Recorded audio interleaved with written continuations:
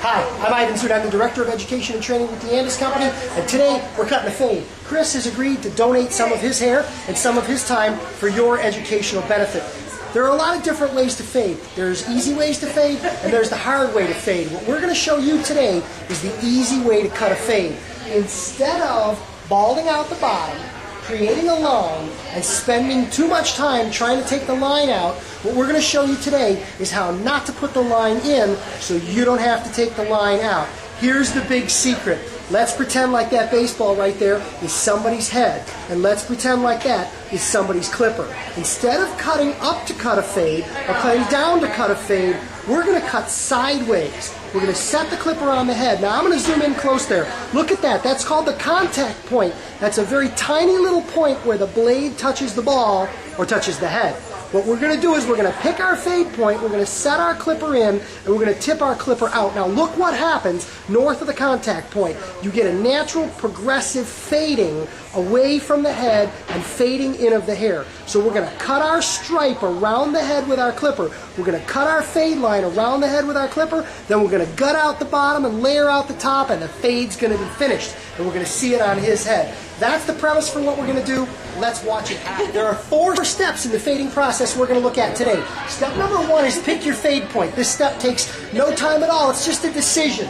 Where do we want to fade? Do we want to fade at the natural fade point, at the widest point of the head? Do we want to fade him in low? Do we want to fade him in high? That's your choice. Creative decision, consultation decision. For the purposes of this demo, we're going to fade him in natural, right in through here. If the technique we're looking at is called 4-minute fading, you saw step number 1 was just making the decision. Where do we fade? Step number 2 is cutting our line. We talked about cutting sideways. So we're going to set our clipper in at the transition point or at the fade point. We're going to apply pressure to the head with the corner or the lower edge of the blade. We're going to tip the clipper out towards us, and we're going to cut our fade line. Watch how we do that. I'm going to work slowly. I'm going to work carefully. I'm working through that fade area, but what you'll see when we do that is that natural transition, shorter hair moving up into longer hair without a distinct, hard weight line. That's step number 2. We're going to continue that line all the way around the head to complete step number 2 to put our entire fade line in place. If we call it 4-minute fading, you'll probably spend 2 whole minutes on just this. We told you step number 1 was pick your fade point. We told you step number 2 was cut your fade line. Now notice, here's Chris's line. Take a look at it. I'm going to turn him here. A little tricky camera because I'm working alone. But notice that fade line. I cut that fade line all the way around the head.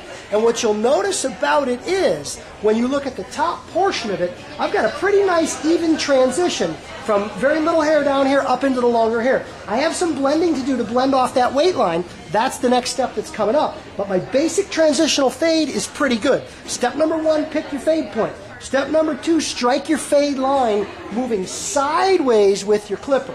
Step number 3 is going to be blending the top. Step number 4 will be to gut out the bottom. So let's take a look at those other steps. There's going to be 2 steps that are part of step number 3 as far as our blending. One portion of our blending, especially on Chris's longer hair, is our clipper over comb. Notice I've got my comb at an angle. I'm working from the shorter hair beneath to the longer hair above. On dark hair, I'm using a light comb. And look how easy it is to just angle that in and take that off. White comb on dark hair and come in at an angle.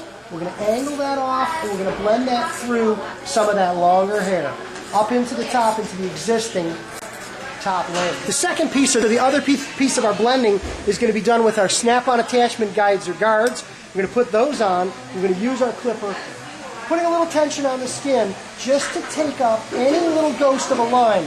This isn't the whole job. This is just a part of the job, just to smooth that off. We eliminated the need for a lot of work with this by having struck our line sideways. We blended with our comb, and we did a little bit of guard blending as well. That's going to finish up step number 3, the blending. Step number 1, pick your fade point. Step number 2, strike your line. Step number 3, blend it in. We're going to finish that, then we're going to come back with step 4. Okay, what we've seen so far. Step number 1, we picked our fade point. Step number 2, we cut our line all the way around. Step number 3, using clipper over comb and using our guard just a little bit, we did our blending. Didn't take long to blend that in. The last step is to gut out the bottom. We're going to go in, and in our last step, we're going to come in and we're going to cut out all that remaining hair through the bottom to finish our fade. Of course, we still have to go in and line and edge him up, but that takes just a couple seconds. So let's look at this last step and then the finish. Okay, here we go. Let's just fade off the bottom. Let's close up our clipper. Not really fade it as much as cut it off, because we've already created our fade. And look what happens when we do that just right. We don't compromise or cut into it. We cut our line, we cut our blend on top, we cleaned out our bottom, and we've got ourselves a fast, easy, natural fade that looks great and takes no time at all to cut. The process of cutting out the bottom, we're going to continue around to the other side and we'll be finished. Your liners, your finishing comb, lining and edging. We're going to line up the front. All right, let's take you on a tour of the finished look. What did we do? We cut a real classic, real simple fade. We picked our fade point. We cut our sideline, we blended up, we cleaned the bottom, we lined the front, and he was all set. Simple technique, powerful and easy to use every day. Don't forget your cool care. Don't forget your Andis oil. Every clipper, every time. Don't forget Andis.com. You know where to find us on the web. And we'll see you again next time on Tool Tips. Thanks, and have a great day.